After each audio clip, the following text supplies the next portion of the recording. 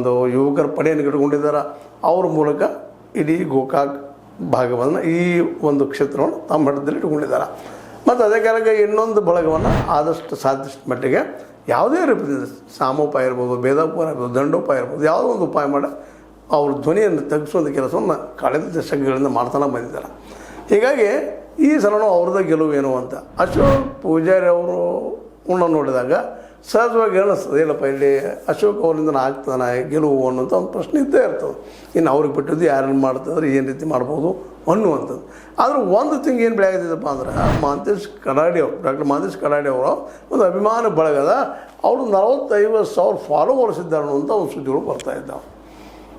ಆ ಅಭಿಮಾನ ಬಳಗದಲ್ಲಿ ಮುಖ್ಯವಾಗಿ ಮುಂಚೂಣಿಯಲ್ಲಿ ಕೆಲಸ ಮಾಡುವಂಥವ್ರು 3 ಜನ ಇದ್ದಾರೆ. ಅದರಲ್ಲೂ ಮುಖ್ಯವಾಗಿ ಈ ಒಂದು ರಂಜಾನ್ ನದಾಫ್ ಅನ್ನುವಂಥವ್ರು, ಅವ್ರ ಜೊತೆಗಾರರಾಗಿ ಹಸನ್ ನದಾಫ್ ಅನ್ನುವಂಥವ್ರು, ಇನ್ನೂ ಅನೇಕರಿದ್ದಾರೆ ಅವ್ರ ಜೊತೆಗೆ.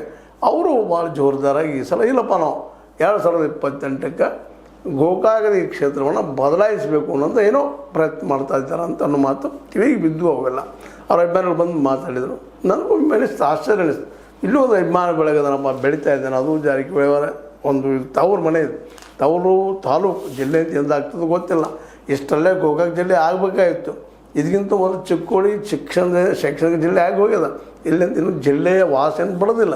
ನೋಡೋಣ ಮುಂದಿನಲ್ಲಿ ಮಾಡ್ಬೋದು ಜಾರಕಿಹೊಳಿ ಸಹೋದರರು ಅನ್ನೋಂಥ ಒಂದು ಆಸೆ ಲೋಕಲ್ ಜನರದ್ದು. ಆದರೂ ಇತ್ತೀಚೆಗೆ ಯಾಕೆ ಜಿಲ್ಲೆ ಆಗ್ತದೆ ಅಂತೇಳಿ ಹೇಳಲಿಕ್ಕೆ ಗೋಕಾಕದವ್ರು ತಯಾರಿಲ್ಲ ಅನ್ನುವಂಥ ಮಾತು ಅವ್ರಿಗೆ ಅನ್ನಿಸ್ಲಿಕ್ಕೆ ಇದು ಮೋಸ್ಟ್ಲಿ ಆಗಲಿಕ್ಕಿಲ್ಲಪ್ಪ ಗೋಕಾಕ್ ಜಿಲ್ಲೆ ಅಂತೇಳಿ. ಆದರೂ ಆಗೋಮೆ ಸತೀಶ್ ಜಾರಕಿಹೊಳಿ ಅವರು ಗೋಕಾಕ್ ಜಿಲ್ಲೆನೂ ಆಗಬೇಕು ಅನ್ನೋಂಥ ಮಾತಾಡೋದು ನೋಡಿದರೆ ಆಗ್ಬೋದು ಅನ್ನೋದು ಮನಸ್ಸು. ಯಾಕೆ ನೋಡೋದು ಮುಂದೆ ಭವಿಷ್ಯದಲ್ಲಿ. ಆದರೆ ಈ ಒಂದು ಸಂದರ್ಭದಲ್ಲಿ ಕಡಾಡಿ ಅವರು ತಮ್ಮದೇ ಅಂತ ಒಂದು ಸಂಘಟನೆಯನ್ನು ಮಾಡ್ಕೊಳ್ತಾ ಇದ್ದಾರೆ.